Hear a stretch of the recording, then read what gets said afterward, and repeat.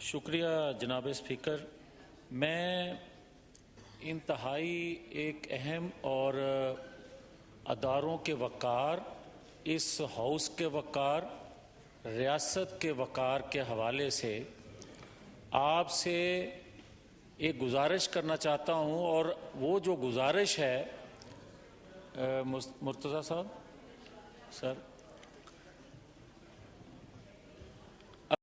گزارش واقعتاً اداروں کے وقار کے حوالے سے ہو تو میں چاہوں گا کہ یہاں سے ایک رولنگ آئے آپ کی طرف سے.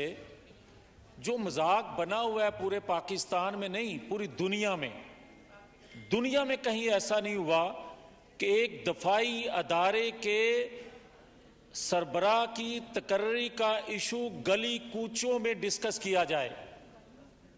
جناب اسپیکر،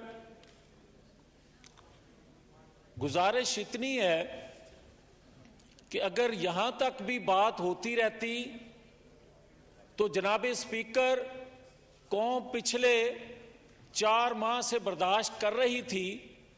آج اس شخص نے نئی بات کی. اس نے کہا ہماری فورسز آزاد نہیں ہیں.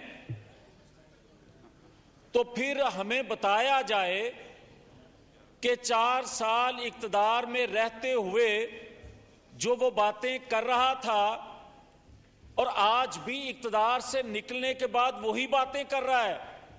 اور 4 سالوں میں اگر اس نے قرضے نہیں لیے تھے، جو آج بات کر رہا ہے کہ قرضے واپس کیسے کریں گے، تو اس وقت اس کو سوچنا چاہیے تھا.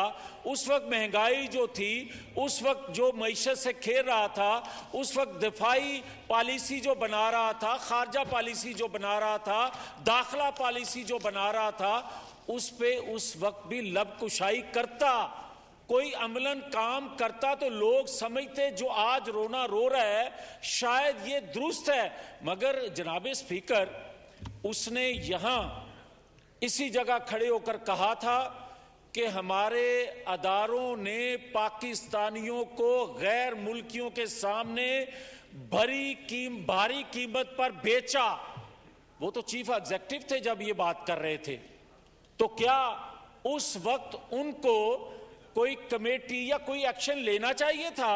اور آج جو بات کر رہے ہیں وہ کہہ رہے ہیں کہ جناب ایک سزا یافتہ شخص جو ہے اس سے مشاورت کی جا رہی ہے دفاعی ادارے کے سربراہ کے حوالے سے. تو جناب اسپیکر، کوئی یہ پوچھنا چاہے گا اس سے کہ جناب اس سزا یافتہ شخص کو سزا یافتہ بنایا کس لیے اور کیوں کر بنایا گیا بغیر ثبوت کے؟ آج تک کوئی ثبوت پیش نہیں کیا گیا. تو اس کے باوجود بھی آج یہ کہتا ہے کہ وہ سزا یافتہ رہے، مگر اس کے کیس جو ہیں وہ پینڈنگ رہیں، اس پہ سٹے چلتے رہیں، ان کے کوئی فیصلے نہ کر سکے. جب یہ 4 سال اقتدار میں تھا اس وقت بھی اداروں کو بلیک میل کرتا تھا. اداروں کے سربراہ جو تھے ان کی کمزوریوں کو اجاگر کر کے اپنی مرضی کے فیصلے لیتا تھا، جس میں نیب کے چیئرمین بھی شامل ہیں اس وقت کے. مگر آج بھی جو اس نے وتیرہ بنایا ہوا ہے وہ کہتا ہے کہ جناب مجھے 4 گولیاں لگیں یا 50 گولیاں لگیں، اللہ نے تمہیں محفوظ کیا، اللہ تمہیں محفوظ رکھے، میری خواہش ہے تمہیں 1 گولی بھی نہ لگے. مگر جو تو جھوٹ بول رہا ہے، تم نے تو عبداللہ بن ابی آج اگر زندہ ہوتے تو وہ شخص کہتا کہ یہ میرا استاد ہے. یہ اس طرح کے روز جھوٹ بولتا ہے کہ آج پھر اس نے جو بات کی ہے اداروں کے حوالے سے. جناب اسپیکر، یہ قوم ایک خوددار قوم ہے، زندہ قوم ہے، مگر یہ اپنے اداروں کے متعلق یہ بات برداشت نہیں کر سکتی کہ جو یہ کہتا ہے کہ ہمارے ادارے آزاد نہیں ہیں. اگر ادارے آزاد نہیں ہیں تو 4 سال پھر منہ میں زبان نہیں تھی تمہارے؟ اور اگر زبان تھی تو اس وقت بولتا کیوں نہیں تھا؟ اس وقت یہ کہتا تھا کہ ہم سب ایک پیج پہ ہیں، کیونکہ ایجنسیاں تمہیں حکومت میں لاتی تھیں، ایجنسیاں بقول تیرے کہ بل پاس کروانے کے لیے تعداد پوری کرتی تھی، اور آج اگر ادارے آزادانہ فیصلے دینے شروع کیے ہیں یا کرنے کی خواہش رکھتے ہیں تو آپ یہ کہتے ہو کہ ادارے جو ہیں پھر سے آپ کی خواہش کے مطابق چلیں. تو جناب اسپیکر ایک بات کی گزارش ہے آپ سے, جو رولنگ آپ سے چاہتا ہوں وہ یہ ہے کہ کیا 75 سالوں میں بے ضابطگیاں ہوتی رہیں, ناانصافیاں ہوتی رہیں, مگر دفاعی ادارے کی چیف کی تقرری کے حوالے سے کبھی اس طرح کا ماحول آپ نے پاکستان میں دیکھا یا دنیا میں کہیں دیکھا؟